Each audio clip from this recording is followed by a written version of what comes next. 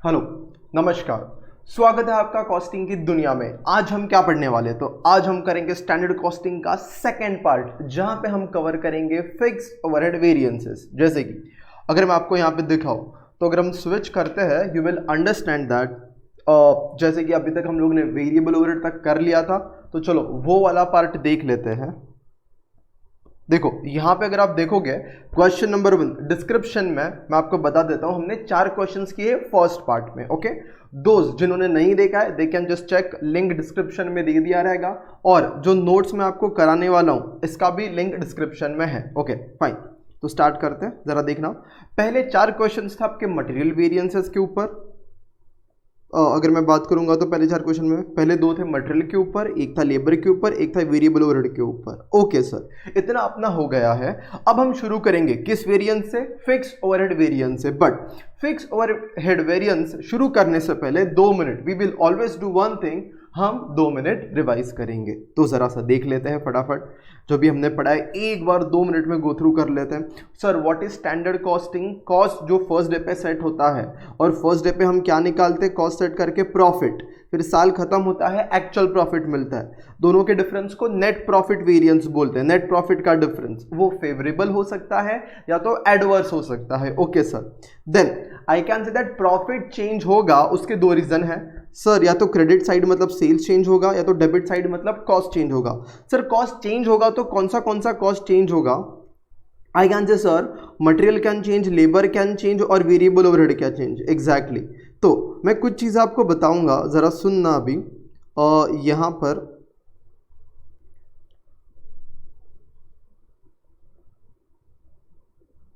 देखो मैं आपको क्या बताना चाहता हूँ। देखो मैं कुछ चीज़ आपको बता देता हूँ, इतना अपना हो गया है अभी।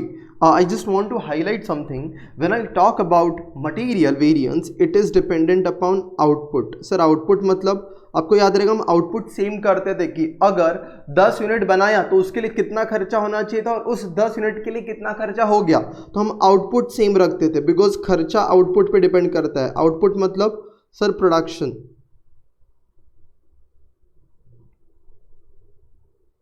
अगर मैं लिखूँ, चलो यहाँ पे लिख देता हूँ output, output and output. Okay sir, then sir fix overhead किस चीज़ पे डिपेंड करता है? फिक्स ओवरहेड डिपेंड करता है पीरियड पे। मैं आपको समझाऊंगा ये दोनों में डिफरेंस क्या है। एक तरीके से आउटपुट का मतलब होता है प्रोडक्ट। तो एक चीज़ है, ये पहले वाले 3 खर्चे जो हाईलाइटेड है वो किसके ऊपर डिपेंड करते हैं? प्रोडक्ट के ऊपर, आउटपुट के ऊपर। जितना आपका यूनिट्स बढ़ेगा उतना आपका खर्चा भी बढ़ेगा, मटेरियल का, लेबर का, वेरिएबल ओवरहेड का।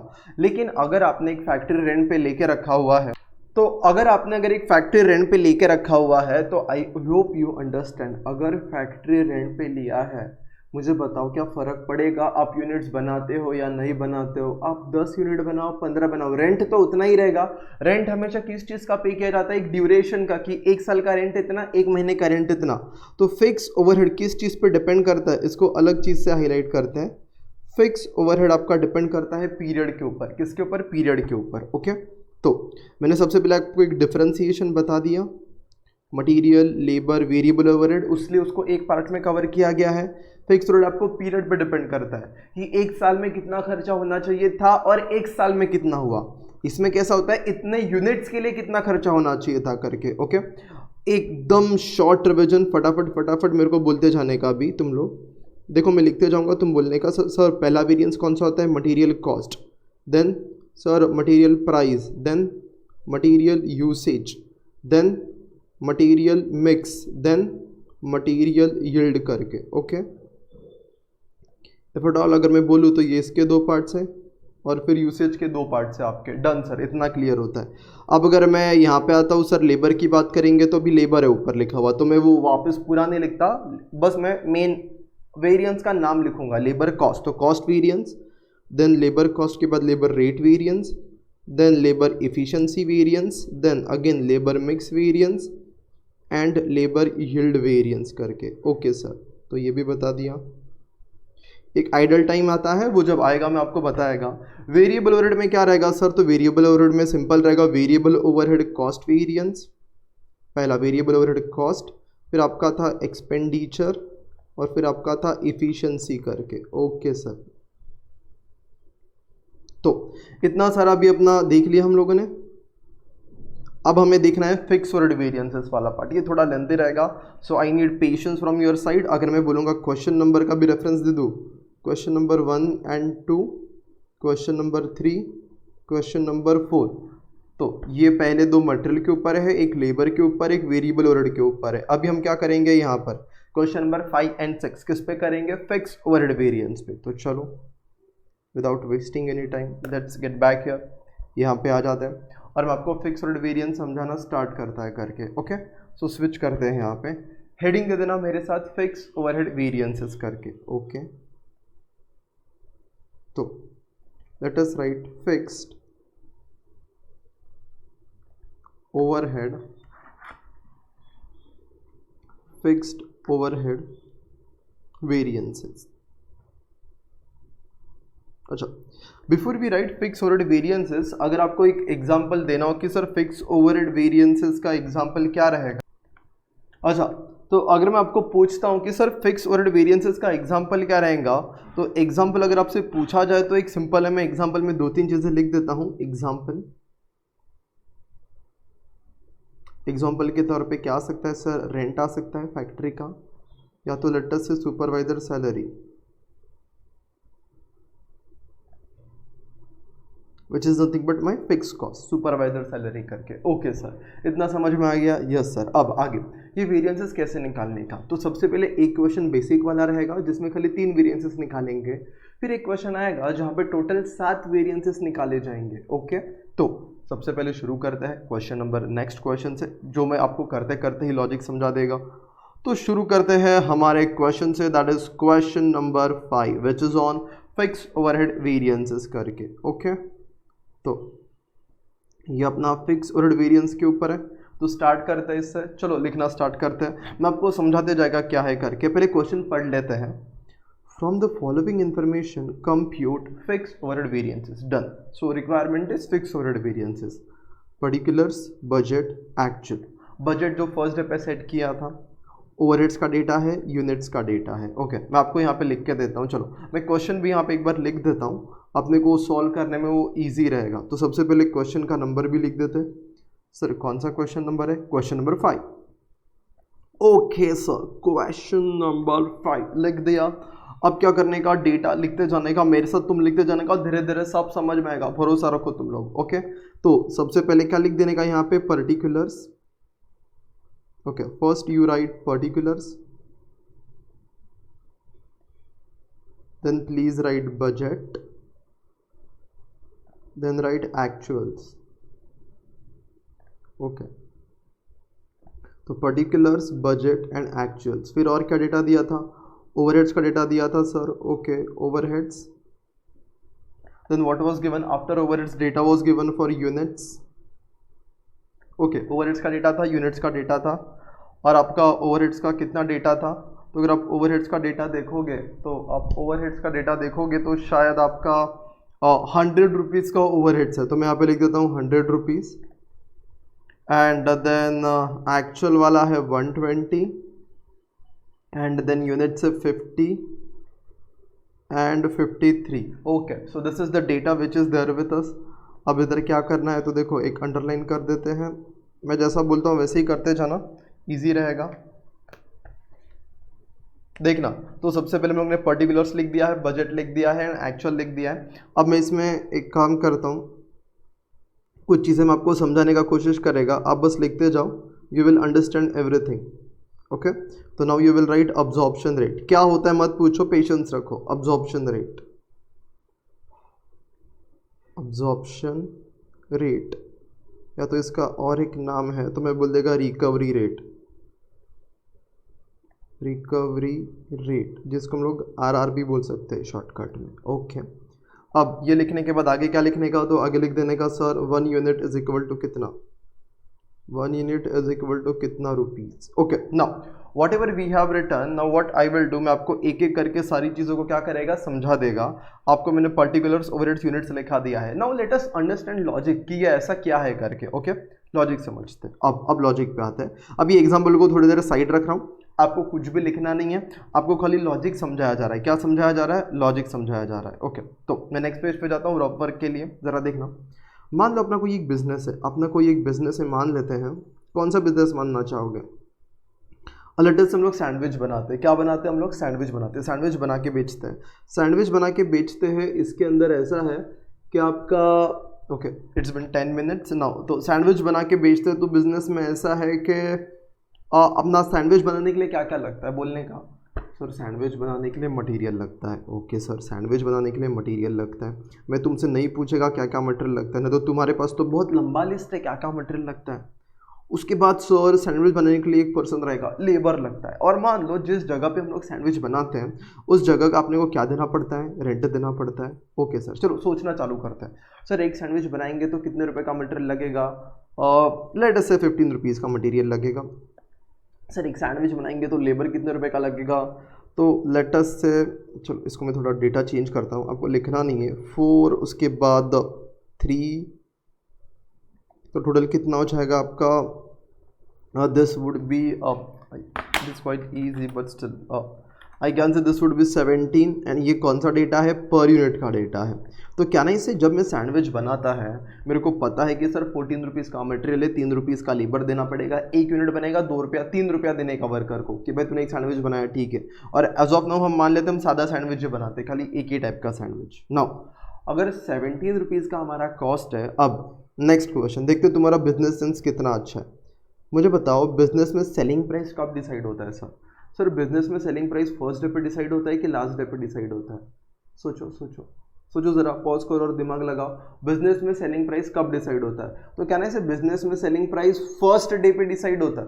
देखो आप ही सोचो ना, क्लासेस एक बिजनेस होता है, क्लासेस में आपको फीस कब बताई जाती है? सर क्लासेस में फीस तो फर्स्ट डे पे बताई जाती है। ऐसा नहीं है, ऐसा है क्या क्लास खत्म करने का फीस बताएगा? नहीं, फीस आपको बताई जाती है फर्स्ट डे पे। तो I can see that because selling price first day पे डिसाइड करनी है तो फर्स्ट डे पे मुझे कॉस्ट का पता होना ज़रूरी है, फर्स्ट डे पे प्रॉफिट का पता होना ज़रूरी है। इट मीन्स मैं मान लेता हूँ मुझे कितना प्रॉफिट कमाने का है। सबसे पहली चीज़ मैं अगर ये मान लेता हूँ कि मुझे प्रॉफिट कमाने का है, लेटस से मुझे प्रॉफिट कमाने का है 3 रुपये का पर यूनिट प्रॉफिट कमाने का है, तो what would be your selling price? The question rises, जिस जगह का आप रेंट देते हो क्या वो रेंट कस्टमर से रिकवर करने का या नहीं करने का? अरे बिजनेस करते टाइम जितना भी खर्चा होता है सारा कस्टमर से रिकवर करने का, जो नॉर्मली बिजनेस करने में होता है। जैसे अब क्लासेस आप जाते हो, क्लासेस में जो रेंट पे होता है रूम का वो किससे रिकवर होता है? आपसे ही तो रिकवर होता है। तो मैं ये बोल रहा हूँ let us assume rent as 100 rupees per day. Sir 100 रुपया एक दिन का ही मान के चलते हैं ना, पर डे करके। जस्ट फॉर द अंडरस्टैंडिंग ये मैंने एक दिन का डेटा लिया है, मैं आगे जाकर डेटा एक्चुअल वाला भी लेगा। It is just for the sake of understanding, छोटा डेटा जल्दी समझ में आता है। तो मैं ये बोलता है कि एक दिन का 100 रुपये का रेंट है। सर आप बोलोगे रोड पे गाड़ी लगता है, अगर एक गाड़ी रोड पे लगता है तो पुलिस को कुछ हफ्ता वगैरह देना पड़ता रहेगा, उस हिसाब से एक दिन का रेंट 100 रुपया आता है। सर समझ में आता है, एक दिन का रेंट 100 रुपया। कस्टमर से कैसे रिकवर करने का? मेरे को बताओ कस्टमर से कैसे रिकवर करने का? बिकॉज फर्स्ट डे पे मुझे सेलिंग प्राइस जानने का है, तो फर्स्ट डे पे मुझे प्रॉफिट पता चल गया, फर्स्ट डे पे कॉस्ट जानने का है, फर्स्ट डे का मुझे मटेरियल और लेबर का कॉस्ट पता चल गया है फर्स्ट डे पे। रेंट कैसे आएगा? तो रेंट कैसे आएगा तो देखना, मैं ऐसा बोलेगा कि आपका जो रेंट है ना 100 रुपीज़ है, क्या एक कस्टमर को पकड़ने का बोलेगा 100 रुपया दे मेरा रेंट का? नहीं, हर एक से थोड़ा थोड़ा रिकवर करने का। तो आपको एक एस्टिमेशन करना पड़ेगा। किस चीज़ का एस्टिमेशन करना पड़ेगा?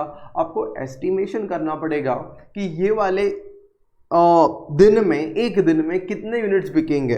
तो मैंने सोचा सर 100 रुपीज़ का रेंट पे होगा और मैं कितना यूनिट्स बेचेगा? लेटर से 50 यूनिट्स बेचेगा। इसको क्या बोला जाता है मालूम है? इसको बजटेड ओवरहेड्स। कभी फॉर्मूला देखा रहेगा, बजटेड ओवरहेड 100 रुपये, हमने सोचा है 100 रुपये का खर्चा होगा, एंड इसको बोला जाता है बजटेड यूनिट्स और बजटेड आउटपुट, कि मैं कितना यूनिट्स बेचने वाला हूँ 50। मुझे पता मेरा रेट कितना आ जाएगा 2 रुपीज़। अब मैं ये बोलेगा जितना भी एक भी कस्टमर मेरे पास आएगा मैं उससे 2 रुपया रिकवर करेगा। क्या ये आपको समझ में आता है या नहीं समझ में आता है? सर समझ में आता है। आई will recover 2 rupees from his. तो इसको बोलते हैं अब्जॉर्प्शन रेट, कि एक यूनिट ने बर्डन कितने का लिया? 2 रुपीज़ का। या तो इसको बोलते हैं रिकवरी रेट। इसको क्या बोलते हैं? Recovery rate. रिकवरी क्यों? बिकॉज जब भी एक कस्टमर आएगा हम उससे 2 रुपया रिकवर करेंगे। फिक्स कॉस्ट जब भी पर यूनिट में दिया होता है ना, तो पेमेंट वाला रेट नहीं होता, वो होता है कि रिकवरी हो रहा है उतने का। तो मैं बोलता हूँ 100 रुपया एक दिन का रेंट है, तो एक यूनिट का रेंट कितना आ जाएगा सर? तो 17 + 2 that comes to 19 per unit. ये कॉस्ट आ गया टोटल एक यूनिट का, प्लस 3 रुपये का प्रॉफिट, तो भाई एक यूनिट 22 रुपीज़ में बेचेगा। क्या ये पूरा स्ट्रक्चर क्लियर होता है? Yes sir. अभी मैं थोड़ा सा आगे जाता है, देखो मैं ऐसा बोलता है, अगर एक कस्टमर आएगा वो मुझे एक सैंडविच का 22 रुपीज़ देगा, मैं उसको 2 पार्ट में डिवाइड करता है, 20 rupees and 2 rupees, 20 rupees other things and 2 rupees for rent. देखो ये वाला मेरे को, क्योंकि अभी रेंट समझाने का है ना आपको, फिक्स ओवरहेड, इसलिए मैं इसके ऊपर फोकस कर रहा हूँ। तो जब भी कस्टमर आता है वो मुझे 22 रुपया देता है, 22 रुपीज़ पे करता है। Out of those 22 rupees, 20 rupees का note is for other things and 2 rupees का एक गल्ला हमने बना दिया, वो 2 रुपीज़ डाल देने का एक गल्ले में जो रेंट का है करके, अपना रेंट का 2 रुपया मिल गया करके। अब मुझे बताओ तुम भगवान हो क्या? ऑब्वियसली हम भगवान नहीं है। तो जैसा तुम सोचते हो वैसा होगा क्या? नहीं। तुम्हारे यूनिट्स तुमने 50 सोचे थे कि बिकेगा, और तुमने सोचा था कि आपका 100 यूनिट्स 100 रुपये का खर्चा आएगा एक दिन में और 50 यूनिट बिकेगा। देखो अब मैं आपको बताता हूँ, आपने जो फर्स्ट डे पे सोचा था वो ये था, on very first day you thought you will incur 100 rupees and on very first day you thought you will sell 50 units. So accordingly आपने एक रेट निकाला रहेगा। देखो यहाँ से एक लाइन जाएगा अभी आपका, ओके तो ये लाइन आपको समझ में आना चाहिए। देखो ये लाइन,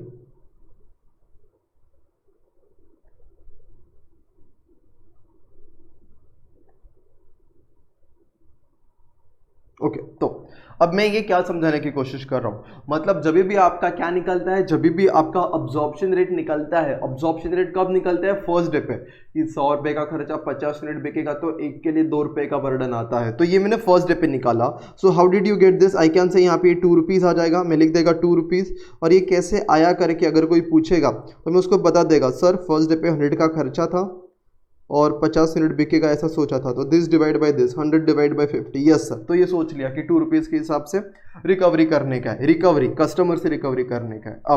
अब मैं क्या बोलता है, तुम जैसा सोचता है वैसा होगा, ये ज़रूरी है क्या? तुमने ये सोचा था ना कि 100 का खर्चा होएगा और 50 यूनिट बिकेगा। अब ये आता है, अब अगर मैं यहाँ पे बात करता हूँ एक्चुअल में कितने का खर्चा हुआ है, अगर आप क्वेश्चन देखोगे सर 120 का हुआ है, ऐसा कैसे हो सकता है सर? ये तो वेरिएबल कॉस्ट हो गया, 100 रुपये का खर्चा सोचा था और 120 हो गया। अरे नहीं, मैं तुमको समझाता है फिक्स कॉस्ट और वेरिएबल कॉस्ट का डिफरेंस, बहुत लोग को थोड़ा सा अनक्लियर रहता है करके, so I will tell you, understand. अच्छा कुछ चीज़ें मैं बोलता है अभी, वो ज़रा ध्यान से सुनने का। जब मैं बोलता है, चलो एक एग्जाम्पल लेता है, रेंट का नहीं, चलो एक एग्जाम्पल लेते हैं, salary of supervisor. Salary of supervisor, सुनना ज़रा ध्यान से। when I say salary of supervisor, that salary is let us say 1 lakh रुपए एक महीने का है। इसको अच्छा खासा सैलरी दे देते हैं, 1 लाख रुपया पर मंथ। तो सर 12 महीने का कितना होता है? तो सर 12 महीने का तो 12 लाख रुपया होता है। Exactly that is per annum. तो ये मैंने सोचा है फर्स्ट डे पे कितना इतना पेमेंट इसको करेगा। तो सर ये कौन सा कॉस्ट हो गया? फिक्स्ड। और ये फैक्टर में कम कर रहा है तो आई कैन से fixed factory overhead, that is fixed overhead करके हम इसको बोल देंगे। अब सर इसका ये जो 1 लाख बिक्स है उसको फिक्स क्यों बोला आपने? तो सिंपल है, कल उठ के फैक्ट्री में 5 यूनिट बने, 10 बने, 50,000 यूनिट बने या 10,000 यूनिट बने, फर्क नहीं पड़ता। सुपरवाइजर को बोला है तेरे को मंथली 1 लाख रुपया मिलेगा, मैटर नहीं करता फैक्ट्री में प्रोडक्शन कितने का हो रहा है करके। तो मुझे बताओ इसको फिक्स कॉस्ट क्यों बोला जाता है? बिकॉज ये फिक्स कॉस्ट का डेफिनेशन ये होता है, ये ऐसा कॉस्ट है विच रिमेन्स कांस्टेंट। ध्यान से सुनना, fix cost is the cost which remains constant irrespective of output। irrespective of output मतलब आपका आउटपुट बढ़े आपका आउटपुट कम हो फर्क नहीं पड़ता, फिक्स कॉस्ट उतना ही रहेगा, मतलब कॉस्ट उतना ही रहेगा।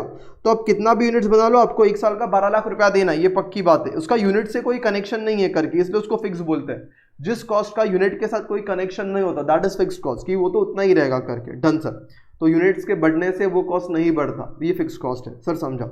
तो सर इसलिए उसको फिक्स कॉस्ट बोलते हैं। लेकिन अब जो भी चीज़ें में एस्टिमेट करते हैं, हम भगवान थोड़ी है, तुम जो चीज़ें एस्टिमेट करता है क्या वैसा ही होगा? नहीं, वैसा नहीं होगा। अपना प्लानिंग कितना रॉन्ग जाता है। हम रात को अलार्म लगाता है कि भाई सुबह उठने का इतने बजे, अपन वो प्लानिंग गलत करते हैं, पूरे साल के प्लानिंग की बात ही नहीं आती, अपना वही प्लानिंग गलत होता है। ठीक है, मैं आपको ऐसा लगेगा कि ये कर रहे करके इधर आता है। मैं ये बोलता है आपने फर्स्ट डे पे 12 लाख का खर्चा सोचा था कि फिक्स इतना देना है, लेकिन लेकिन हुआ ये कि अपना सुपरवाइज़र है ना, उसने 3 महीना काम किया और 3 महीना काम करने के बाद उसको कहीं पे ज़्यादा अच्छा जॉब मिल गया। तो उसको ज़्यादा अच्छा जॉब मिल गया, आपको नहीं लगता अब वो बोलेगा आप 1 लाख दे रहे हो एक महीने का, सामने वाला 1,20,000 रुपया दे रहा है, बोलता है आप मुझे सैलरी बढ़ा के दो, नहीं तो मैं जाता हूँ उधर करके। ऐसा होता है कंपनीज में। तो इन दिस केस मेरे को उसको सैलरी बढ़ा के देना पड़ा करके, समझ में आता है ये चीज़। या तो वो छड़ के चले गया, किसी और को हायर करना पड़ा और वो सस्ते में आ गया, कुछ भी हो सकता है। मतलब ये 12 लाख कॉमन फिक्स रहेगा ज़रूरी नहीं है। फिक्स कॉस्ट इसीलिए बोला जाता है बिकॉज वो आउटपुट के बढ़ने से नहीं बढ़ता, इसलिए उसको फिक्स्ड बोलते हैं। लेकिन अगर आप कोई भी कॉस्ट सोचोगे फर्स्ट डे पे, ऑब्वियसली भले वो वेरिएबल हो या फिक्स कॉस्ट हो, लास्ट डे पे उसका एस्टिमेशन रॉन्ग जा ही सकता है। तो लास्ट डे पे ऐसा हो सकता है आपने 12 लाख का खर्चा सोचा था एक साल में और आपका 15 लाख का खर्चा हो गया करके, ऐसा ऊपर नीचे हो सकता है। तो मैं यही बताने की कोशिश कर रहा हूँ कि आपने 100 रुपीज़ का खर्चा सोचा था और हो कितना गया, लेटेस्ट से 120 हो गया करके, हो सकता है। अच्छा, फर्स्ट डे पे आपने सोचा था 50 यूनिट बना के बेचोगे, ज़रूरी है आप जो सोचोगे वैसा ही होएगा। मार्केट में डिमांड कम भी हो सकता है सर, और मार्केट में डिमांड ज़्यादा भी हो सकता है। तो उस हिसाब से मैं ये बोलता हूँ यूनिट्स कम भी बिक सकते हैं और यूनिट्स ज़्यादा भी बिक सकते हैं। तो एक काम करते हैं, तो आपको ये भी समझ में आता है I was expecting to sell how many units 50, और मैंने कितना बेचा 53। कितना ज़्यादा बेचा, 3 ज़्यादा बेचा, ठीक है। तो आपको डेटा समझ में आता है मैंने खाली किया क्या है, क्वेश्चन कैसे बना है मैंने आपको ये समझाया है। ओके, अब मैं देखो एक काम करता हूँ, मेरे साथ लिखना, वेरिएंसेस आपको समझ में आते जाएंगे। पहला वेरिएंस नाम लिख देना, फिक्स्ड ओवरहेड कॉस्ट वेरिएंस। क्या नाम लिखना है, फिक्स्ड ओवरहेड कॉस्ट वेरिएंस। अच्छा देखो मैं इसमें क्या बोलता है फिक्स्ड ओवरहेड कॉस्ट वेरिएंस में, अगर मैं आपको बोलता हूँ सबसे पहले आपको ये निकालना है, अगर ये आपका पॉकेट है तो इसमें कितना पैसा आया और इसमें से कितना पैसा गया। आया मतलब सर अपने को पता है जब भी हम 1 यूनिट बेचता है कितना रुपया मिलता है सर, 2 रुपीज़। तो मैं यहाँ पे लिख देता हूँ, उसको ही हम लोग क्या बोलेंगे, recovery rate per unit.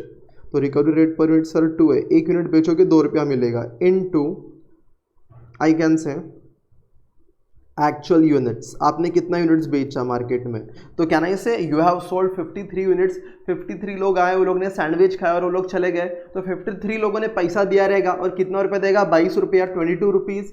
Out of 22 rupees 2 rupees किसका था, रेंट का था।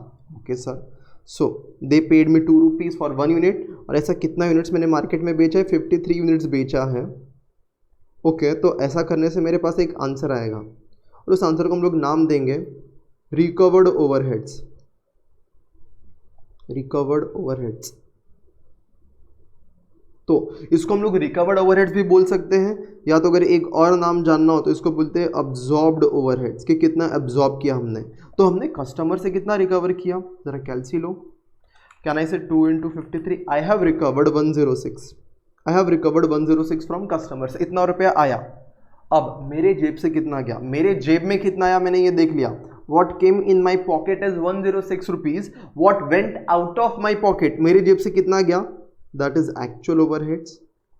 पहला रिकवर ओवरहेड्स लिख दिया, नाउ एक्चुअल ओवरहेड्स, मेरे जेब से कितना गया करके। तो सर मैंने कितना पे किया है, ऊपर देखो आई पेड 120, दैट्स इट। मैं यहाँ पे आऊँगा और लिख दूंगा 120, and then if you take the difference, तो I would say 106 minus 120, that would be 14, और इस 14 को क्या बोला जाएगा, तो एडवर्स बोला जाएगा, because it is what, under recovery, तो अंडर एब्जॉर्प्शन। मैं समझाता हूँ, तुम ही सोचो ना, तुम्हारे जेब में पैसा 100, अगर मैं यहाँ पे बोलता है तुम्हारे जेब में पैसा कितना आया 106, तुम्हारे जेब से पैसा गया कितना 120, तुम्हारे जेब से ज़्यादा पैसा गया है, तो ये कंपनी के लिए नुकसान है, तो कंपनी को 14 रुपीज़ का लॉस हुआ है, दैट इज़ 14 एडवर्स करके।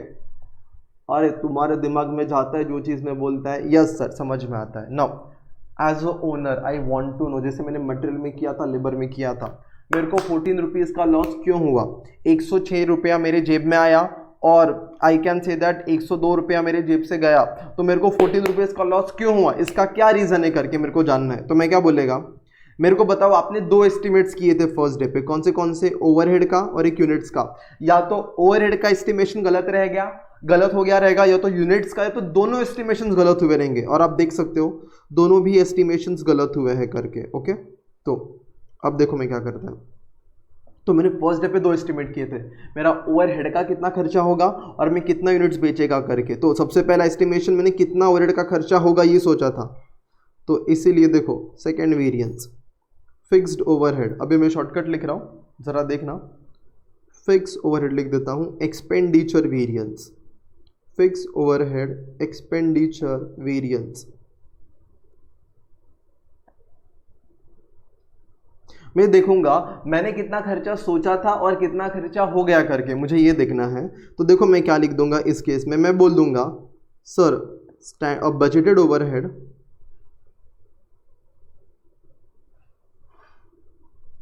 Minus actual overhead. So I was expecting to incur कितना रुपया, 100 रुपीज़। अगर आप देखोगे ये एक एस्टिमेशन था मेरा जो रॉन्ग गया और मैंने 120 रुपया पे कर दिया। तो इससे आपको समझना चाहिए कंपनी को फ़ायदा हुआ या नुकसान हुआ है। So I can say that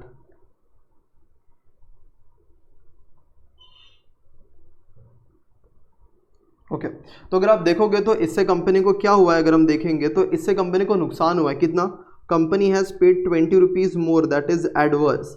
so I can say that ये 20 रुपीज़ एडवर्स आ जाएगा करके। ओके फाइन, इतना समझ में आता है। अब और एक एस्टिमेशन रॉन्ग क्या रहेगा, कौन सा सर? यूनिट्स का। तो उसको बोलते हैं, यूनिट्स को हम लोग एक नाम देते हैं वॉल्यूम। यूनिट्स का मतलब भी होता है वॉल्यूम। तो फिक्स ओवरहेड वॉल्यूम वेरिएंस करके। अच्छा, तो now fix overhead volume variance को समझना क्या है करके। ऐसा बोलेंगे हम, वॉल्यूम मतलब यूनिट। तो मैंने कितना यूनिट्स बेचने का सोचा था, दैट इज हम बोल देंगे बजटेड यूनिट्स। कितना यूनिट्स मैंने बेचने का सोचा था और मैंने कितना यूनिट्स बेच दिया, that is actual units. I can say that I was expecting to sell 50 units. आप ऊपर देखो आपको पता चलेगा, and I sold 53 units. Okay sir, तो यहाँ पे 53 आ जाएगा और 3 यूनिट्स का डिफरेंस रहेगा। I can directly say that ज़्यादा अगर लेन देन नहीं करना, मतलब वो कैल से पे करना है, तो budgeted units minus actual units, and then I can say budgeted units minus actual units into let us take difference first। चलो वैसा है तो 3 यूनिट्स, 3 यूनिट्स का डिफरेंस आ गया। अभी ऊपर यूनिट्स का डिफरेंस है तो इनटू अब्जॉर्प्शन रेट, और आई कैन से रिकवरी रेट, RR लिखूंगा पर यूनिट। एक यूनिट के पीछे कितना रेट है सर? 2 रुपीज़, तो 6। और ये 6 को क्या बोला जाएगा? फेवरेबल। क्यों फेवरेबल बोला जाएगा समझाता हूँ, देखो ज़रा। 6 को फेवरेबल क्यों बोला जाएगा? 6 will be known as favourable and it is quite easy, understand this. I was expecting to sell how many units sir? I was expecting to sell 50। मैंने कितना बेचा? 53 बेचा, 3 यूनिट ज़्यादा बेचा। ज़्यादा यूनिट बेचना कंपनी के लिए अच्छा होता है कि बुरा होता है सर? ज़्यादा यूनिट बेचना तो कंपनी के लिए अच्छा होता है। So if you sell more units it is good for company. You sell 3 units more. हर यूनिट के पीछे कितना रुपया रेंट आता है? रेंट वैसे रेंट आएगा, सुपरवाइजर सैलरी सब कुछ आएगा, मैंने खाली एक रेंट अभी समझाया। तो सर हर यूनिट के पीछे 2 रुपये का रेंट आता है, तो 3 यूनिट बेचोगे तो कितना रुपया ज़्यादा रेंट मिल जाएगा? 50 की जगह पे 53 बेचा, 3 यूनिट ज़्यादा बेचा, हर यूनिट के पीछे 2 रुपया रेंट मिला, तो 3 यूनिट के पीछे 6 रुपया रेंट मिल गया, तो 6 रुपया ज़्यादा मिल गया, वो फ़ायदा हो गया। तो I can say that now I came to know कि मेरा गलती कहाँ पे हुआ है करके। देखो आपको समझ में आएगा, मेरे को पता चला मेरे को 14 रुपीज़ का लॉस हुआ। I want to know the reason कि क्यों हुआ। तो मुझे पता चला जो मेरा एक्सपेंडिचर वेरिएंस था ना, मेरा जो एक्सपेंडिचर वेरिएंस वो 20 से एडवर्स है। मतलब मैंने खर्चा ज़्यादा कर लिया, मेरे को जानना है गलत किसने किया। तो जिसको खर्चा करने बोला था उसने ज़्यादा कर दिया, 100 की जगह पे 120 हो गया। अब वो रीज़न ढूंढे जाएंगे कि वो जेन्युइनली खर्चा मार्केट की वजह से ज़्यादा हुआ या फिर इसने ही ज़्यादा किया, या वॉल्यूम मतलब अपना प्रोडक्शन मैनेजर कि उसने कितना बना के बेचा वगैरह वैसा। तो आई कैन से दैट यहाँ पे उसने 6 यूनिट्स का फायदा करवाया, ज़्यादा बना के बेचा है, प्रोडक्शन एंड सेल्स मैनेजर मिला के। तो आई कैन से कॉस्ट वेरिएंस और इसका बाइफर्केशन हो गया करके। तो क्या इतना समझ में आता है क्या? यस। अब मैं आपको एक शॉर्टकट देता है, मैं आपको क्या देता है? शॉर्टकट। देखो ज़रा घटिया सा शॉर्टकट है लेकिन वो अच्छे से अपने को वो काम आएगा। सर वेरिएंस को कैसे याद रखने का? पहला है ना, पहले वेरिएंस के लिए ऐसे जाने का। क्या बोला मैंने? पहले वेरिएंस के लिए ऐसे। चलो कैलसे पे करते हैं। ऐसे मतलब देखो ऐसा, पहले 2 प्रेस करने का, इंटू 53 प्रेस करने का, 2 × 53 फिर -120 करने का, तो कैलसे पे 14 आ जाएगा, तो देखो 14 आ गया, और माइनस में है इसलिए एडवर्स। तो देखो मैं 3 वेरिएंसेस के नाम लिख देता हूँ, variance number 1, variance number 2, variance number 3। अच्छा देखो अब मैं क्या बोलता हूँ, अब जो ये पहले 2 वेरिएंस है ना, अभी 1 मतलब ये जो ऐसा वाला कर रहे हैं हम लोग वो, तो मैं अभी यहाँ पे ऐसा बोलता है, आपको समझ में आता है। 2 इंटू 53 माइनस 120 किया तो यू गॉट 14 का आंसर माइनस वो आंसर आ गया ये वाला। ओके नाउ अगर मैं यहाँ पे ये बोलता हूँ कि आपका एक्सपेंडिचर, तो सेकेंड वेरिएंस ऐसे जाएगा, थर्ड वेरिएंस ऐसे जाएगा, तो सेकेंड वेरिएंस देखना आपका 100 माइनस 120 आ गया आंसर आपका, देखो। और थर्ड वेरिएंस के लिए देखो ऐसा डिफरेंस निकालने का और यहाँ पे रुकने का नहीं, आगे यूनिट्स है ना तो इसको रुपीस के लिए मल्टीप्लाई करना पड़ेगा, तो ये इसलिए जानबूझ के ना यूनिट्स के सामने यूनिट का रेट आना चाहिए, याद रखना, इसलिए मैंने ऐसे 2 चीज़ें लिखी है। ऐसा मत करना कि ये 1 यूनिट वाला रेट आप ओवरहेड के सामने लिख दो। अच्छा तो आपको समझ में आ गया रहेगा कि ये वाला पार्ट जो मैंने बताया 3 वेरिएंसेस का, तो ये बेसिक वेरिएंसेस थे। अभी तो ये वॉल्यूम के भी पार्ट्स होने वाले हैं कि यूनिट्स कम या ज़्यादा क्यों भी का करके। ओके तो that's it, we are done with this part, तो ये वाला अपना सोल्यूशन हो जाता है। अभी हम नेक्स्ट पार्ट देखेंगे इसके बाद, जो अपना इससे कनेक्टेड रहेगा, जहाँ पे अपने 7 वेरिएंसेस आने वाले। So let's just have a look, उसके ऊपर देखते हैं। तो बस मैं आपको एक ही चीज़ बता देता है, अभी तक हमने फिक्स रेट में एक क्वेश्चन किया है जहाँ पे 3 वेरिएंसेस की है, अभी हम एक और क्वेश्चन करेंगे और जहाँ पे कितने वेरिएंसेस करेंगे, 7 वेरिएंसेस। तो चलो देखते हैं, चलो वो वाला पार्ट देखते हैं। तो एक क्वेश्चन करते हैं, क्वेश्चन नंबर 6, और वेरिएंसेस कितने रहेंगे, 7 करके। ओके स्टार्ट करते हैं। इन्फॉर्मेशन, सो इन्फॉर्मेशन में लिखा हुआ है, from the following information for the month compute fix overhead variances. कुछ डेटा दिया है, particulars, budget and then actual. So there is some data which is given in the question. Let us read. पहला है working days, hours paid, idle hours, ये वगैरह। अच्छा मेरे को कभी भी जो भी डेटा दिया होता है ना क्वेश्चन में, वो किसी भी फॉर्मेट में दिया हो, अपने को उस फॉर्मेट में नहीं चाहिए, मैं आपको बताया एक स्पेसिफिक फॉर्मेट, उसी फॉर्मेट में लिखोगे ना तो क्वेश्चन का आंसर निकालना आपके लिए ईजी रहेगा। Okay so this was just example, let's delete this.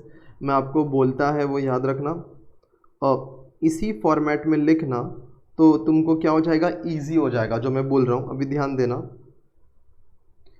थोड़ा सा बस यहाँ पे एसी के नहीं है वजह से सफोकेशन होता है, but nevertheless will do it.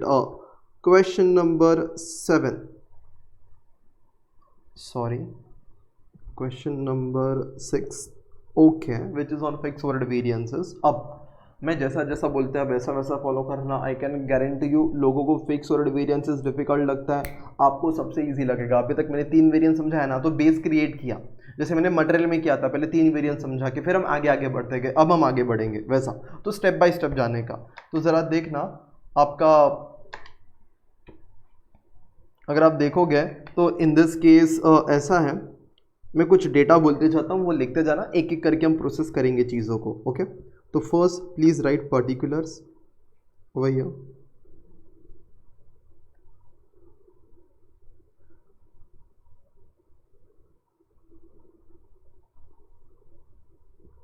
then budget, then actuals, then हम जैसा लिखते हैं absorption rate,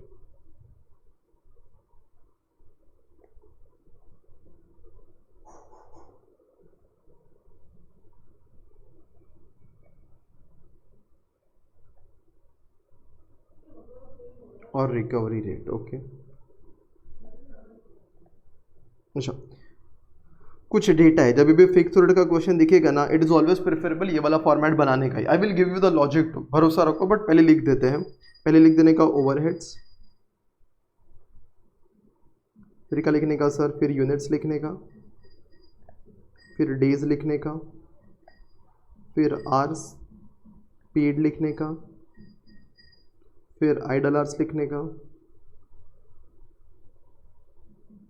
फिर वापस आवर्स लिखने का, ये वर्कड वाला रहेगा, फिर वापस यूनिट्स लिखने का। बस ये एक फॉर्मेट है। If you just follow this everything will be clear with logic करके। ओके तो अभी यहाँ पे इतना लिखने के बाद यहाँ पे डिविजन्स कर देते हैं।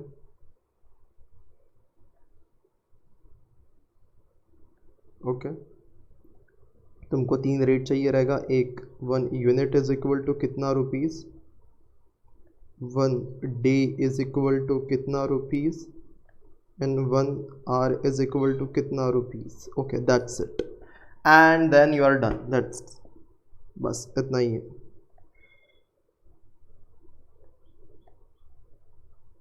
चलो अभी मैं आपको समझाना स्टार्ट करता है एक एक करके। इतना फॉर्मेट बना दिया, मैं एक एक करके इन्फॉर्मेशन को प्रोसेस करेगा तो तुम्हें भी कॉन्फिडेंस आएगा। ओके, तो स्टेप बाय स्टेप मैंने अभी तक आपको क्या समझाया सर, मैंने आपको ये 2 चीज़ों वाला समझा दिया है, तो चलो उतना तो कर लेते हैं जितना समझाया गया है करके। So let's start. ओके, तो अगर मैं देखूंगा तो सबसे पहले कुछ डेटा है, मेरे को 2 डेटा ढूंढना है सर। कौन सा डेटा ढूंढना है? ओवरहेड्स का और यूनिट्स का करके। So let's search for that. Sir units इधर लिखा हुआ है, यूनिट्स का डेटा इधर है और ओवरहेड्स का डेटा इधर है। पहले ओवरहेड्स लिख देते हैं सर, कितना है? 1 लाख एंड 1,25,000 है। ओके, चलो लिख दो over here 1 lakh and 1,25,000। Done sir. आगे 1 लाख एंड 1,25,000 के बाद यूनिट से 20,000 एंड 22,000, तो यहाँ पे लिख देते हैं 20,000 एंड 22,000। बस थोड़ी देर के लिए मगजमारी नहीं करते, इतना डेटा अपने लिए काफ़ी, इसके हिसाब से ही सॉल्व करते। अच्छा, इतना हम लोग ने अभी थोड़ी देर पहले किया था एक सैंडविच वाला एग्जांपल लेके, बस तो चलो करते, देखते हो तुम्हारा मेमोरी कितना शार्प है, याद आता है कि नहीं। अभी क्या निकालने का? Absorption rate. Sir absorption rate तो फर्स्ट डे पे निकलता है सेलिंग प्राइस डिसाइड करने के लिए। तो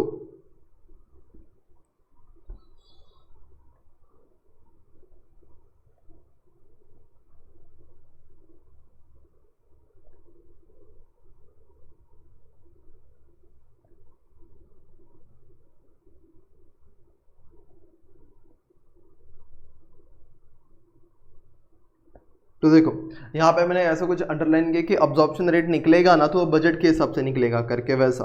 सो लेट अस कैलकुलेट। कैसे कैलकुलेट करने का? सिंपल है सर, 1 लाख डिवाइड बाई 20,000। मैंने पहले दिन सोचा था सर 1 लाख का खर्चा होएगा, मैं 20,000 यूनिट बेचेगा तो हर यूनिट के पीछे 5 रुपया रिकवर करेगा। Yes sir, done. तो यहाँ पे 5 रुपीज़ आ गया। अब हम क्या कर सकते हैं? हमारा काम शुरू कर सकते हैं। इतना लिखने के बाद वेरियंसेस निकालने का। चलो जो आते हैं हमें, पहला फिक्स ओवरहेड कॉस्ट वेरिएंस। चलो फटाफट।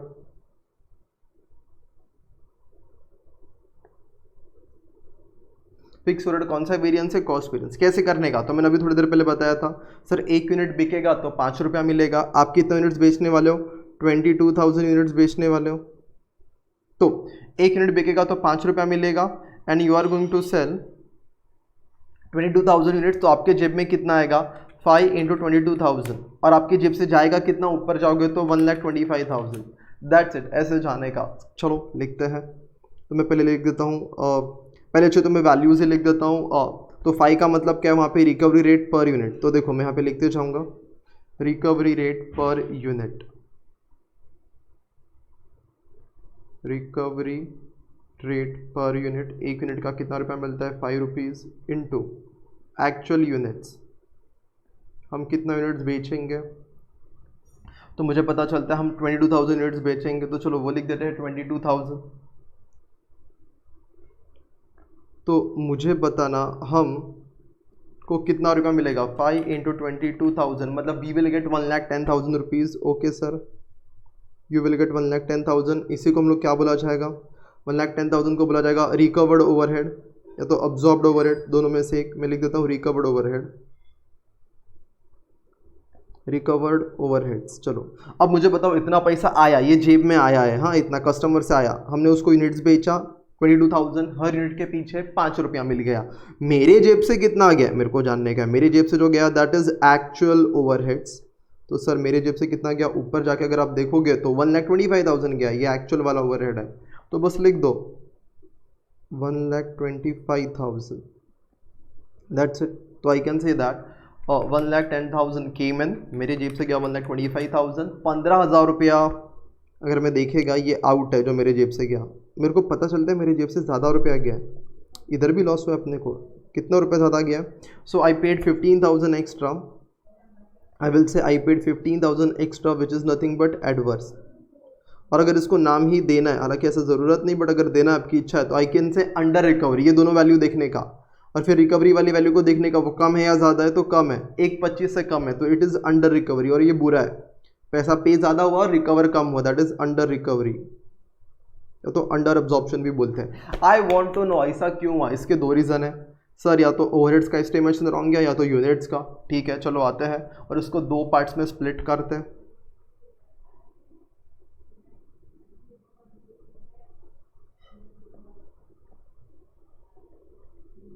तो अगर हम इसको दो पार्ट्स में स्प्लिट मारेंगे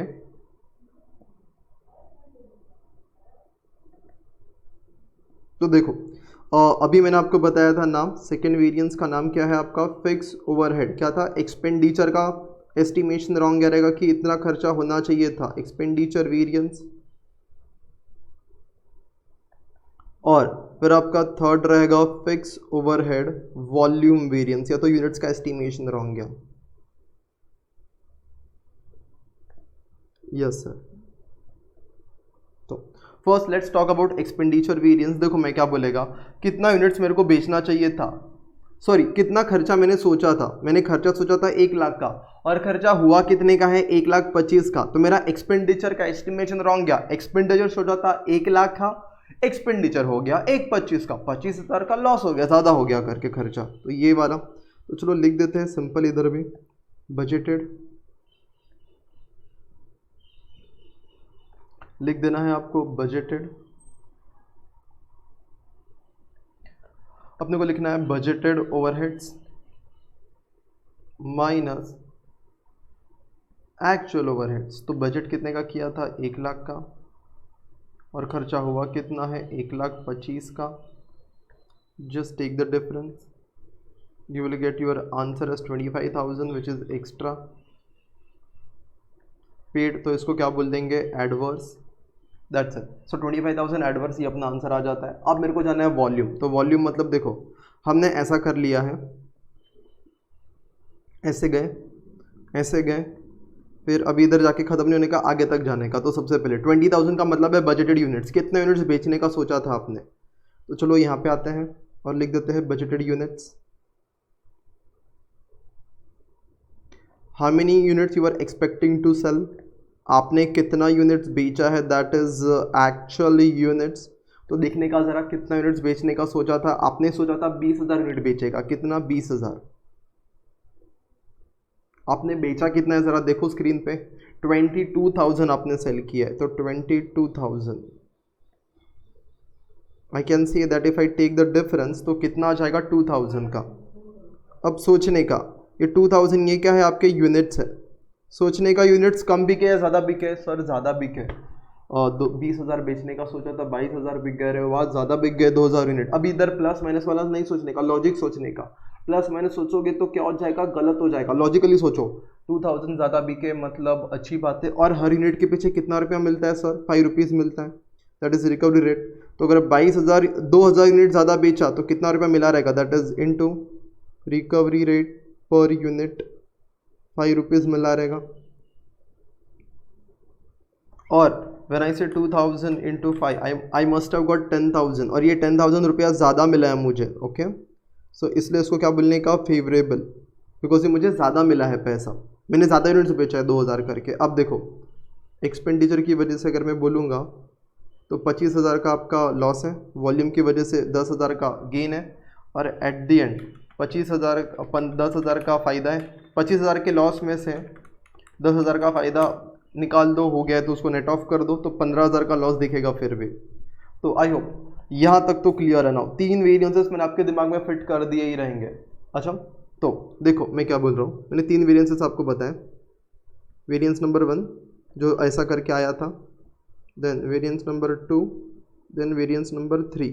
अब आते हैं वेरिएंस नंबर 4 के ऊपर। अब वेरिएंस नंबर 4 समझना क्या है, ओके तो देखना ज़रा। और अपना यहाँ तक ये समझ में आ गया है कि cost variance, expenditure variance and volume variance. अब क्या करना है सर, तो अब हमें समझना पड़ेगा कि ये क्यों आता है। अभी देखो वॉल्यूम की बात करेगा, मैं आपकी प्लानिंग की बात करता हूँ। आप भी तो प्लान करते हो, क्या प्लान करते हो, जैसे कंपनी सोचता है इतना यूनिट्स बना के बेचने का है, तुम्हारा भी प्लान होता है सर इतना नंबर ऑफ क्वेश्चन सॉल्व करने का है, या तो इतनी सारी पढ़ाई करना है। फिर आप पढ़ाई, कभी भी कोई भी चीज़ प्लान होती है, अगर कंपनी ने ये प्लान किया है कि कंपनी 20,000 यूनिट्स बना के बेचेगा, मुझे बताओ कंपनी ये भी तो प्लान करेगा ये 20,000 यूनिट्स कितने दिन में बनना चाहिए, वर्कर को कितने आवर्स के लिए आना चाहिए। आप भी तो प्लान करते हो, इतना सिलेबस कंप्लीट करने के लिए मुझे इतना इतना दिन पढ़ना पड़ेगा और हर दिन में इतना इतना आवर्स पढ़ना पड़ेगा। अरे करते हो कि नहीं करते हो, कंपनी भी करेगा। देखो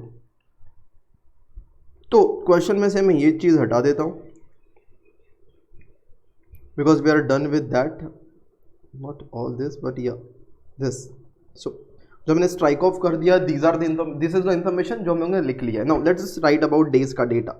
तो वर्किंग डेज की अगर हम बात करेंगे, हमने 20 डेज का काम सोचा था एक महीने में और हमने 23 डेज के लिए काम किया। तो देखो सबसे पहली चीज़, जब भी हम फिक्स पीरियड की बात करेंगे ना, तो आपका पीरियड सेम होता है। ये आपका एक महीने का ड्यूरेशन है, 1 मंथ, कि 1 मंथ में क्या होना चाहिए था और 1 मंथ में क्या हो गया करके।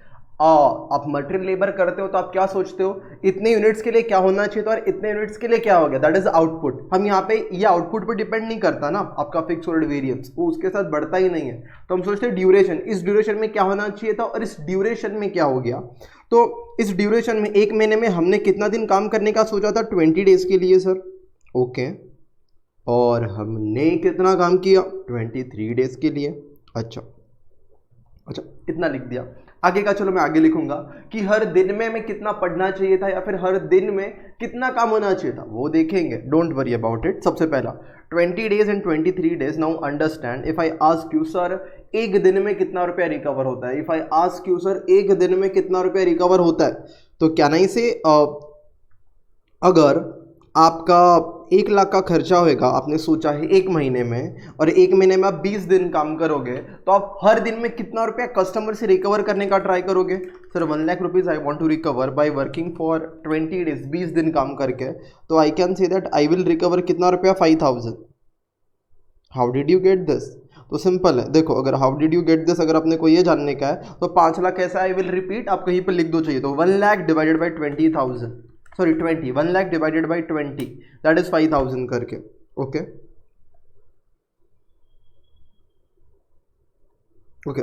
तो अगर अभी हम डेज की बात करते हैं, मुझे बताओ ज़्यादा दिन काम करना अच्छा होता है या कम दिन? हमेशा तुम्हारा एग्जाम्पल लेने का, तुम खुद का एग्जाम्पल लेता है ना तो ज़्यादा चीज़ क्लियर होता है। सर 20 दिन पढ़ाई करना अच्छा है या 23 डेज पढ़ाई करना अच्छा है? 23 डेज पढ़ाई करना अच्छा है। जितने ज़्यादा दिन पढ़ोगे उतनी ज़्यादा पढ़ाई होगी, उतने ज़्यादा क्वेश्चन सॉल्व होंगे और उतना ज़्यादा कॉन्फिडेंस रहेगा एग्जाम में, उतने ज़्यादा मार्क्स आएंगे। समझ में आता है? सेम वे कंपनी जितना ज़्यादा दिन काम करेगा, ज़्यादा दिन फैक्ट्री का गेट खुलेगा, उतना ज़्यादा दिन वर्कर आएंगे, उतने ज़्यादा आवर्स का काम होगा और उतने ज़्यादा यूनिट्स बनेंगे, और जितने ज़्यादा यूनिट्स बनेंगे उतने ज़्यादा यूनिट्स मार्केट में बिकेंगे। या तो ज़्यादा दिन काम करना कंपनी के लिए अच्छा होता है। मुझे बताओ एक दिन में कितना रुपया रिकवर होता है कस्टमर से? रेंट का 5,000। अगर आप 3 दिन एक्स्ट्रा काम करते हो तो आपने कितना ज़्यादा रुपया रिकवर कर दिया? 15,000। 20 माइनस 23, आपने 3 दिन ज़्यादा काम किया, हर दिन का 5,000 रुपया रिकवर होता है, तो 3 दिन का 15,000। अच्छा मुझे बताओ डेज अगर आपको देखना होता है कभी भी कि आज कौन सा दिन है, ऐसा डेट क्या है, या फिर जो भी चीज़ आप क्या रेफर करते हो, कैलेंडर, तो इसको डेज वेरिएंस नहीं बोला जाता। Days are there in calendar ना, तो इसको बोला जाता है कैलेंडर वेरिएंस। क्या बोला जाता है? Calendar variance. और ये सारे किसके पार्ट से? आपके वॉल्यूम, यूनिट्स अचीव करने के लिए आपने प्लान बनाया था कितने दिन पढ़ने का, तो ये वॉल्यूम के आपके पार्ट्स होने वाले हैं।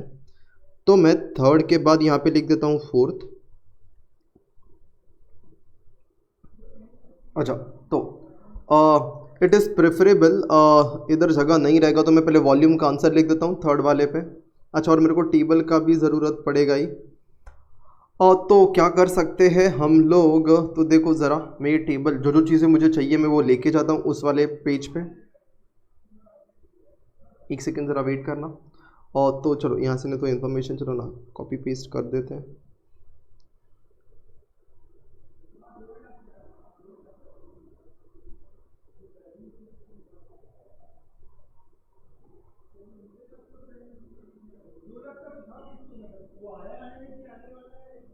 ओके एक चीज़ और, तो मैंने वो टेबल वापस यहाँ पे लेके आया because I can not just switch to previous page again and again, तो मैंने यहाँ पे आपको नहीं लिखना है ऐसा। अब हम यहाँ पे प्रीवियस पेज पे कौन से वेरिएंस तक पहुँच गए थे सर? थर्ड वेरिएंस तक। मैं उसका नाम लिख देता हूँ, फिक्स ओवरहेड वॉल्यूम वेरिएंस तक पहुँच गए थे। ओके और सर फिक्स और वॉल्यूम वेरिएंस का आंसर क्या था? तो उसके लिए एक बार खाली स्विच मारना पड़ेगा मेरे को। सर उसका आंसर था 10,000। Okay sir, done, 10,000। तो 10,000 एडवर्स फेवरेबल, तो ज़्यादा यूनिट्स बेचा तो 10,000 फेवरेबल था। Okay, I know this, 10,000 favourable. I want to know the reason, ये 10,000 फेवरेबल क्यों आया? तो अभी उसके लिए हम लोग इसके रीजंस ढूंढने वाले हैं। देखना ज़रा ध्यान से। सबसे पहली चीज़ ये रहेगी कि डेज का मैंने बोला था, तो फोर्थ वेरिएंस देखो मैं यहाँ पे लिख देता हूँ fourth, that is fix overhead calendar variance. Calendar variance एक एक करके आपको पूरा स्ट्रक्चर समझ में आएगा। हमेशा बिट्स एंड पार्ट्स में तोड़ने का इन्फॉर्मेशन को। कैलेंडर मतलब देखो क्या है, आपको कितना दिन आना चाहिए था, तो डेज कैलेंडर में होते, तो आपको कितना दिन आना चाहिए था, दैट इज बजटेड डेज। आप कितने दिन आए, दैट इज एक्चुअल डेज। तो जरा ऊपर देखते हैं, you will understand you should have come to factory for 20 days. Factory 20 दिन चालू होना चाहिए था, 23 डेज चालू है। वाह वाह, ज़्यादा दिन चालू हुआ है। तो देखना ज़रा यहाँ पे 20 डेज एंड 23 डेज, तो अगर हम डिफरेंस निकालेंगे तो कितना दिन आएगा, 3 डेज का। और ये क्या है, आपके डेज है, तो ऑब्वियसली अगर इनटू करना है तो रेट भी कौन सा होना चाहिए, रिकवरी वाला, पर यूनिट का नहीं होना चाहिए, बिकॉज ये डेज का डिफरेंस है। तो डेज का रेट दैट इज 5,000, तो into recovery rate per day which is 5,000, then multiply करके if you calculate the answer that would be 15,000 favorable because अब ज़्यादा दिन आए करके। ओके, तो ये 15,000 आपका क्या आ जाएगा, फेवरेबल आ जाएगा करके। अच्छा, अब मैं ना आपको हमेशा एक ही मेथड से बता रहा हूँ विच इज स्टैंडर्ड वे करके, कि ये करोगे तो ज़्यादा इजीली आंसर आएगा। तुमको लगता है सर 1000 मेथड है, मैं तुमको 1000 मेथड बताएगा एक एक करके, लेकिन अपने को पीएचडी नहीं करना है। चलो मैं एक मेथड फिर भी तुमको समझा देता है अलग तरीके से, अगर ये आंसर निकालना होता तो कैसे आता। समझा तो बहुत अच्छी बात है, नहीं तो अपना आंसर 15,000 फेवरेबल आ गया, लेकिन अलग तरीके से कैसे निकालते हैं, तो सोचो ज़रा, कुछ ट्राई करता हूँ तुमको समझाने का। सर 20,000 यूनिट 20 दिन में बनता है। अच्छा, तो मैं यहाँ पे ज़रा समझाने का कोशिश करता हूँ। सर 20,000 यूनिट्स 20 डेज में बनता है, तो एक दिन में कितना यूनिट्स बनता है सर? तो मैं बनेगा 20,000 डिवाइड बाई 20। सर एक दिन में 1,000 यूनिट्स बनता है। अच्छा, अगर हमें ये 1,000 यूनिट्स बेचेगा तो सर हर यूनिट के पीछे कितना रुपया मिलता है? तो मुझे पता है हर यूनिट के पीछे 5 रुपया मिलता है, तो 5 रुपया तो कितना आ जाएगा, 1000 इंटू 5,000 रुपीज़ आ जाएगा। तो देखो ना, आपका ऑब्जॉर्प्शन रेट आ गया 5,000 रुपीज़ एक दिन का, कि एक दिन में 5,000 रुपये रिकवर होता है। अच्छा, या तो चलो अभी मुझे बताओ, अगर 20 दिन में 20,000 बनता है तो एक दिन में 1,000 यूनिट ज़्यादा बनता है। अच्छा, एक दिन में 1,000 यूनिट्स बन जाता है, तो 3 दिन ज़्यादा हो गए, तो 3 दिन में कितना बनाना चाहिए, 3,000 बनाना चाहिए आपको। इंटू 3 डेज आप ज़्यादा आ गए ना फैक्ट्री के अंदर, तो आपको तो 3,000 बनाना चाहिए, और 3,000 आप बना के बेचोगे तो 5 रुपया रेंट का मिलेगा। 3,000 इंटू 5, ये यूनिट्स है, तो रिकवरी रेट भी यूनिट्स का, तो भी 5,000 आएगा। जाने दो, तुम्हारे सर के ऊपर से गया तो, और समझा तो भी जाने दो। क्या है ना, 10 मेथड थोड़ी याद रखने का, एक सिंपल मेथड याद रखने का। सर सिंपल कैसे, ये मेथड सिंपल है, देखो ना क्या करने का, कैलसी लेने का और ऐसा लाइन से आगे बढ़ने का। 20 माइनस 23 इंटू 5,000, सिंपल है। देखो वही तो क्या है, खाली उसको वर्टिकली लिखा है, 20 माइनस 23 इंटू 5,000। यस सर, तो ये समझ में आता है फिक्स रेट कैलेंडर वेरिएंस। अब आगे का आपका वेरिएंस रहेगा फिफ्थ, और दो भी वेरिएंस आने वाले, वो मैं नीचे लिखेगा डायग्राम में, अभी यहाँ पे तो जगह नहीं है। तो फिफ्थ वेरिएंस आपका रहेगा fix overhead capacity variance. Capacity, आपकी कैपेसिटी क्या है करके, इवन अपने को भी नहीं पता होता अपनी कैपेसिटी क्या है, अनलेस एंड अनटिल हम अपना पावर देते हैं करके एकदम अच्छे से। लेकिन चलो वो सब बातें ना करते हुए अगर अभी आप उन्हें यहाँ पे समझेंगे, तो सर इसके 2 पार्ट्स कर दिए। यस, उसके बाद अगर मैं आपको बताएगा, देखना ज़रा, अभी मैं डेटा बात करता है आर्स का। किसका डेटा बात करता है, आर्स का। देखो फोर्थ वेरिएंस भी अपना बातों बातों में हो गया, कैलेंडर वाला, डेज का डिफरेंस। यस सर, अभी फिफ्थ, ऐसे 7 वेरिएंस है बस, और 3 बचे और अपना फिक्स रेट खत्म हो जाएगा। So let us come two days वाला वेरिएंस, और डेज के बाद सॉरी आर्स वाला। चलो आर्स वाले इन्फॉर्मेशन पे आते तो आपको ज़रा समझेगा। देखना, अगर हम इधर अभी देखेंगे, सर अभी ये वाली इन्फॉर्मेशन देखो, आर्स वाली, आर्स पेड वाली, एक एक करके इन्फॉर्मेशन को, 200 एंड 220, तो यहाँ पे आते हैं। सर पहले लिख देने का 200 फिर लिख देने का 220। अच्छा 200 लिख दिया, 220 लिख दिया। अब आगे क्या करने का सर? तो देखो सिंपल है, सॉरी तो आगे आपको ये करना है कि आपको अब्जॉर्प्शन रेट निकालना है। सर कैसे आएगा अब्जॉर्प्शन रेट? 1 लाख का खर्चा होगा, पहले दिन सोच रहे सर 200 घंटा काम करेंगे। सर 200 घंटा क्यों सोचा? देखो मैं समझाता है। मान लो अपने फैक्ट्री में 10 घंटा काम होता है, 10 घंटा काम होता है, कब से कब तक? 12 बजे फैक्ट्री में वर्कर आता है और 10 बजे जाता है, तो 12 से लेके 10 घंटा काम होता है। और ये 10 घंटे के लिए मान लो एक ही वर्कर है, ज़्यादा वर्कर नहीं, एक वर्कर 10 घंटा काम करता है और वो एक ही वर्कर है अपने फैक्ट्री में अभी के लिए। तो 20 दिन में वो कितना काम करेगा? सर वो 20 दिन में 20 इंटू 10, 200 घंटा काम करेगा। तो ये 20 दिन का काम आ गया, 200 घंटा वो काम करेगा। समझ में आता है? तो अपने को उस महीने में, ये 1 महीने का डेटा है जो 20 दिन वाला है, सैटरडे संडे निकाल दिए, तो 1 लाख का खर्चा है और मेरे को रिकवर करना है 200 घंटा काम करके। तो पर आवर का रेट क्या आएगा? तो 1 लाख डिवाइडेड बाई 200 करने का, तो कितना आ जाएगा सर? 500 आ जाएगा। तो सर इधर 500 आ जाएगा। सिंपल है, एकदम सिंपल है। क्लियर है यहाँ तक? 1 lakh divide by 500। Absorption rate हमेशा बजट के ऊपर निकलता है, because absorption rate first day पे निकलता है। यस सर, समझ में आया इतना? अब कैपेसिटी वेरिएंस की हम बात करेंगे। देखो कैपेसिटी वेरिएंस में क्या है, मैं आपको पूछता है आपका कैपेसिटी क्या है पढ़ने का। ऐसा हर एक का अपना अपना कैपेसिटी होता है। कोई बोलता है एक दिन में 20 एक्चुअली, एक दिन में 12 आवर्स पढ़ सकते हैं। कोई बोलता है एक दिन में 15 आवर्स पढ़ सकते हैं। कोई बोलता है 16 आवर्स। 16 वाले तो फेंकते हैं, लेकिन ठीक है। तो अब इफेक्टिव आवर्स की मैं बात करता है। व्हाट आई बिलीव इज एक दिन में 12 आवर्स का इफेक्टिव स्टडी हो सकता है effectively. Okay, now let's keep that topic beside. और अभी हम बात करेंगे अपने इधर फैक्टर में वर्कर का कैपेसिटी क्या है। सर वर्कर का कैपेसिटी तो 10 घंटा है। कैसे? वो 20 दिन काम करेगा और 20 दिन में 200 घंटा, मतलब हर दिन की कैपेसिटी ना, कैपेसिटी डे वाइज बोलेंगे। एक दिन में मेरा कैपेसिटी है, मैं 10 घंटा काम करेगा, ठीक है। तो ये समझ में आ गया। यस, अब मुझे बताओ वर्कर फैक्ट्री में कितना दिन आया? वर्कर फैक्ट्री में सर 23 डेज आया। तो उसके हिसाब से, उसकी कैपेसिटी के हिसाब से उसको कितना आवर्स काम करना चाहिए था? सर एक दिन में वो 10 घंटा काम कर सकता है, तो 23 डेज में वो 230 घंटा काम कर सकता है। समझ में आता है? यस। तो मैं पहले कैपेसिटी निकलता है, देखो तो मैं यहाँ पे लिख देता हूँ और कैपेसिटी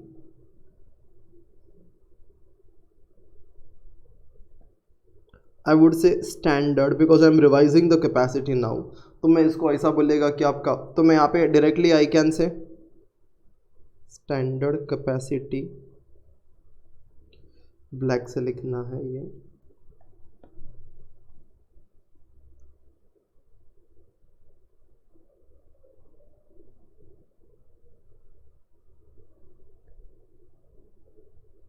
देखो मैंने क्या लिखा है, standard capacity in actual days. In actual days तो मैं देखो यहाँ पे लिख भी देता हूँ, और डेज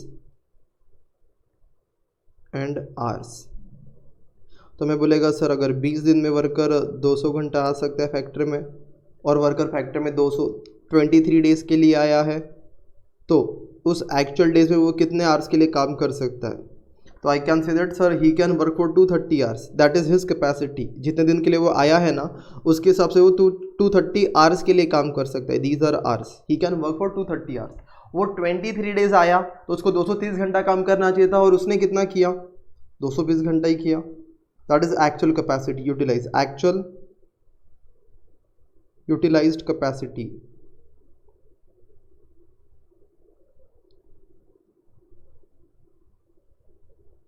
इट इज 220 आवर्स। अगर मैं देखेगा तो डिफरेंस निकालना, ही कैन, उसकी कैपेसिटी थी 23 दिन में 230 घंटे की, उसने काम किया 220 घंटे के लिए, तो उसने 10 आवर्स का जो है, कहने से अबव कैपेसिटी है या बिलो कैपेसिटी है? सर बिलो कैपेसिटी है।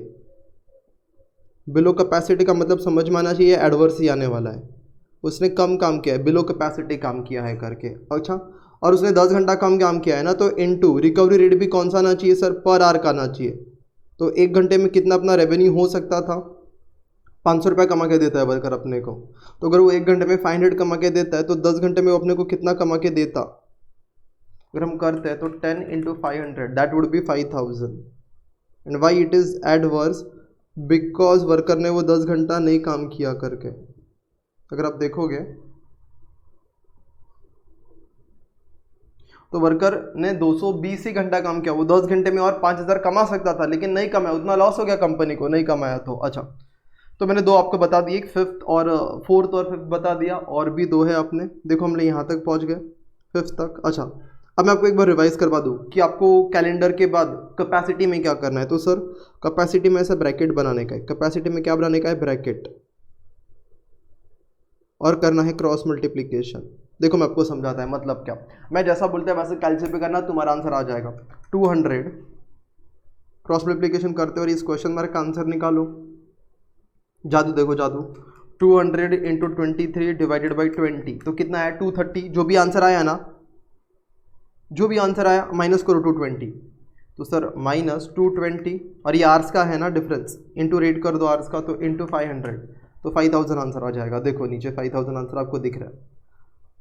तो मैंने बस बता दिया, नॉर्मली ऐसे ही सही जाने का, लेकिन कैपेसिटी आएगा ना तो क्रॉस मल्टीप्लाई करने का। क्या करने का, कैपेसिटी के लिए क्रॉस मल्टीप्लाई करने का। ठीक है सर, अपना आर स्पेड वाला भी समझ में आता है। अब आते हैं आइडल आर्स पे।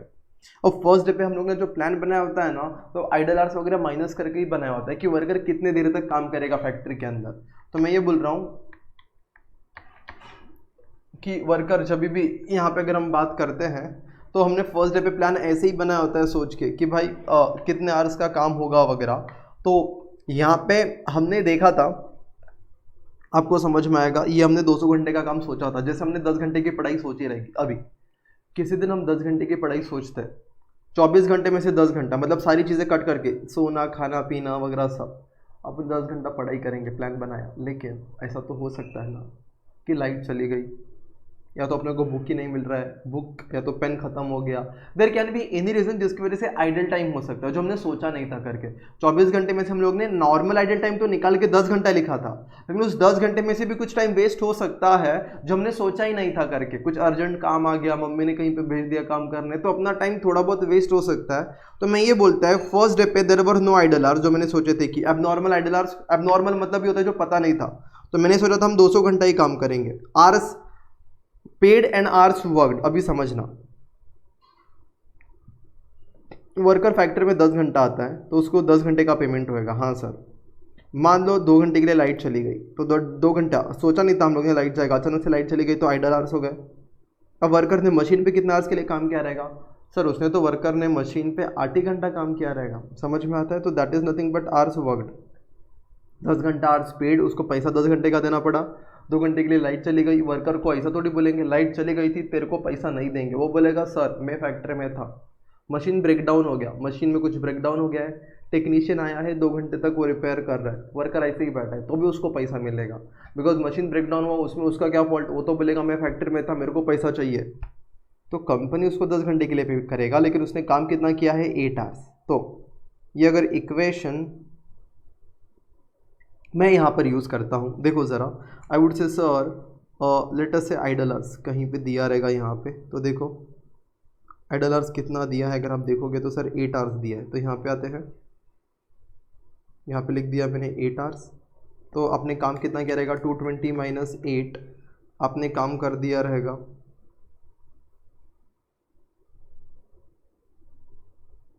तो आपने कितना काम किया रहेगा, मैं बोल सकता है 12 आवर्स, 212 घंटे के लिए आपने काम किया, which is there in the question. देखो ये वाला इन्फॉर्मेशन अब हम लोगों ने सारा क्वेश्चन का डेटा यूज़ कर लिया एक एक करके, ओके। तो अभी क्वेश्चन देखने का ज़रूरत नहीं है। अब मैं बोलता हूँ 8 घंटा वेस्ट हुआ है, मुझे बताओ ख़राब है कि अच्छा है, सर बेकार है कंपनी के लिए, सॉरी तो स्विच नहीं किया था। अच्छा मैं देखो क्या बोलता है यहाँ पे अगर हम देखेंगे तो I will just repeat, if at all अगर समथिंग कुछ मिस हुआ तो मैं बोलेगा 220 घंटे के लिए आर स्पीड है, आपका आर स्पीड है, आर्स आइडल आर्स कितना है 8 घंटा, तो अपने वर्कर ने कितना काम किया, 212 घंटे के लिए काम किया। समझ में आता है, हाँ, worker has worked for 212 hours.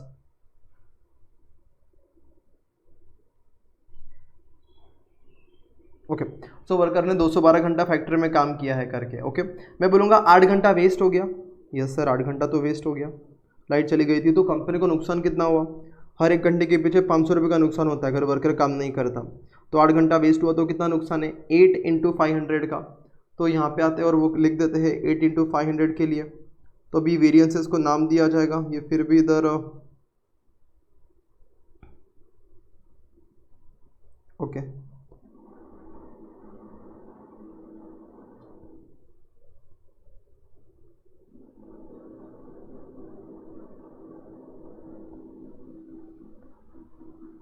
देखना, तो अब हम वेरिएंसेस को नाम देंगे। अभी सिक्स्थ वेरिएंस, ये वॉल्यूम का ही पार्ट है, हाँ अभी वॉल्यूम का ही पार्ट चल रहा है। अभी अपना सिक्स्थ वेरिएंस रहेगा fix overhead idle time variance, idle time variance. इसका फॉर्मूला सबसे इजी है, आइडल आवर्स कितना वेस्ट हुआ है into recovery rate per hour. Okay, तो I can say idle hours कितना वेस्ट हुआ है, अगर आप ऊपर देखोगे 8 आवर्स वेस्ट हुआ है, और रिकवरी रेट क्या है पर आवर का 500।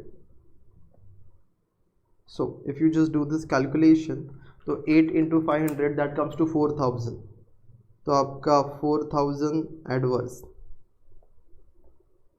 और आई कैन से दैट अगर आपको लिखना हो नोट,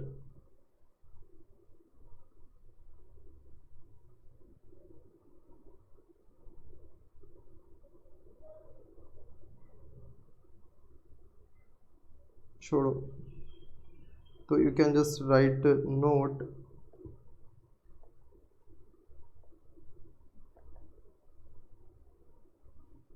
ऑलवेज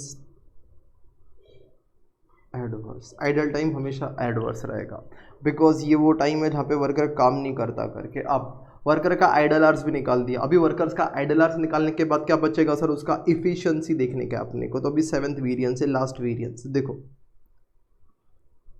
देखो पहले हम लोग कैसे पूछते हैं, आपके मान लो अपन पढ़ाई की बात करते हैं, तुमको कितना दिन आना चाहिए था लाइब्रेरी में, ऐसा बोलते चलो, और तुम कितने दिन आए, ये बात हो गई। फिर जितने भी दिन तुम लाइब्रेरी में आए, तुमको कितने आवर्स के लिए पढ़ाई करना चाहिए था और तुमने कितने आवर्स के लिए पढ़ाई किया।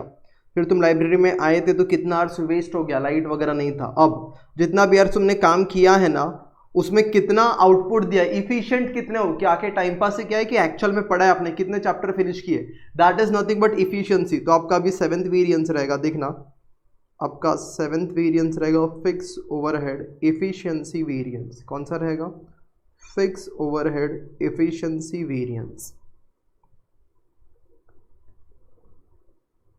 अब मैं कुछ समझाता है, थोड़ा ध्यान से सुनते जाने का। और फिक्स ओवरहेड इफिशिएंसी वेरिएंस में सबसे पहले आपको क्या निकालने वाले में, आपको फाइंड आउट करना है एक्सपेक्टेड आउटपुट, या तो expected units in actual hours.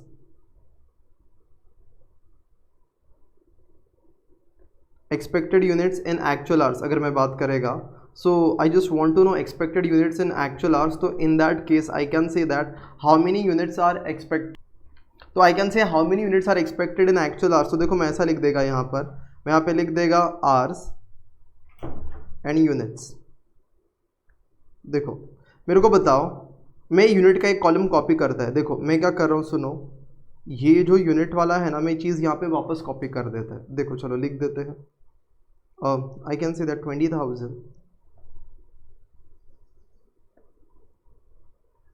और इधर लिख देता है 22,000। मैंने सेम कॉपी पेस्ट किया है खाली समझाने के लिए, तुमको भी मैं समझाता है। मुझे बताना अगर 200 घंटे में 20,000 यूनिट बन सकता है, तो 2 0 ज़्यादा दिखता है आपको खाली यहाँ पे, ओके। तो 200 घंटे में अगर 20,000 यूनिट बन सकता है, तो 212 घंटे में कितना बनना चाहिए। हम वर्कर को बोलेंगे तेरे को 200 घंटा आने बोला था और 200 घंटे में 20,000 यूनिट बनाने बोला था, तो फैक्टर में मशीन पे कितना बैठा, तुम ये नहीं देखेंगे 220 आवर्स, तुम देखेंगे तुम मशीन पे कितना बैठा, और वो लॉजिकल भी है, समझो क्यों।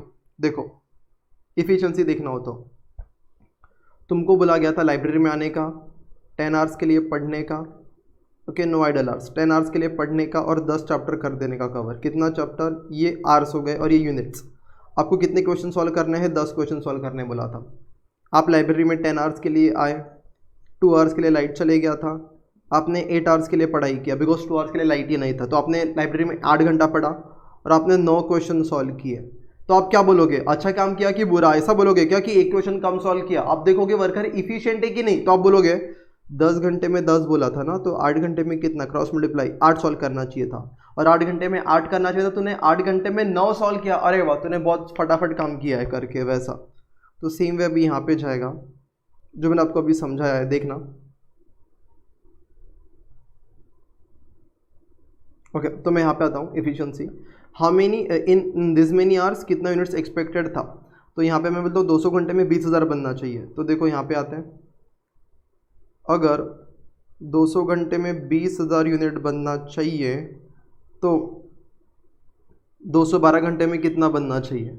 अगर तू मशीन पे 212 घंटे के लिए काम किया है तो कितना बनना चाहिए। Let us cross multiply 20,000 into 212 divided by 200, that would be 21,200, दो जीरो ही ऐड करना था वैसे भी। ओके तो 21,200 यूनिट्स बनना चाहिए था, यूनिट्स ये बनना चाहिए था। और एक्चुअल में कितना यूनिट्स बनाया, दैट इज एक्चुअल यूनिट्स। मुझे बताओ एक्चुअल में कितना यूनिट्स बनाया, तो देखते हैं ना एक्चुअल में कितना बनाया। ही प्रोड्यूस 22,000, तो उसने 22,000 यूनिट्स बनाया है। डिफरेंस निकालो, 21,200 माइनस 20,000 और 21,200 माइनस 22,000 कितना आएगा 800 units.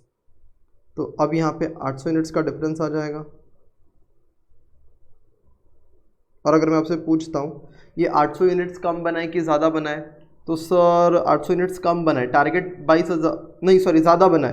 This was expected 21,200 expected, तुमने 22,000 बना दिया, अरे ज़्यादा बना दिया। तो यू आर इफ़िशिएंट, आप क्या हो इफ़िशिएंट हो, तो आपने फ़ायदा करवाया कंपनी का। अच्छा अब अपने पास थोड़ा सा जगह तो नहीं है, तो let us just do one thing, क्या कर सकते हैं इस केस में। तो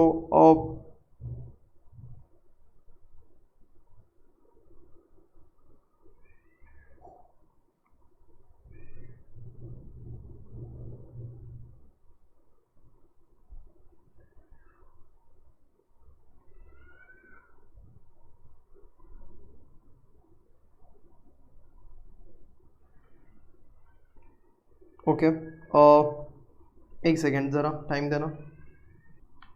अच्छा तो देखो मैं क्या बताऊँ, थोड़ा सा मैंने बस इंफॉर्मेशन शिफ्ट किया है। Now I can say that कितना बनना चाहिए था, तो सर 21,200 बनना चाहिए था, 22,000 बना दिया। 800 यूनिट्स एक्सपेक्टेशन से ज़्यादा बनाया, दैट इज़ मोर यूनिट्स है। देखो इस टारगेट से भी ज़्यादा बनाया। ओके इनटू क्या करने का सर, इनटू रेट कर देने का। इनटू कौन सा रेट, रिकवरी रेट। ऊपर यूनिट है ना तो रिकवरी रेट भी पर यूनिट का आ जाएगा। वर्कर्स आर इफिशिएंट, उन्होंने 800 ज़्यादा बनाया और रिकवरी रेट पर यूनिट कितना है सर 5 रुपीज़ है। तो आते हैं यहाँ पे और बस कर दो, लिख दो 5 लिख दो यहाँ पे इनटू और कर दो calculation 800 into 5, that would be 4,000 favourable, because आपने ज़्यादा यूनिट्स बनाया है टारगेट से, favourable. Okay so you got this answer, this ये आपका एडल टाइम का है, ये एफिशिएंसी का है, ये कैलेंडर का है। अभी हम लोग मैच कराएंगे, रिकन्सिलिएशंस कराएंगे। देखो अब मैं आपको बता देता हूँ थोड़ा सा ये किस किस का क्या क्या पार्ट्स हैं। तो आपके वॉल्यूम के ही है ना 4 पार्ट्स है टोटल। कितने पार्ट्स हैं 4।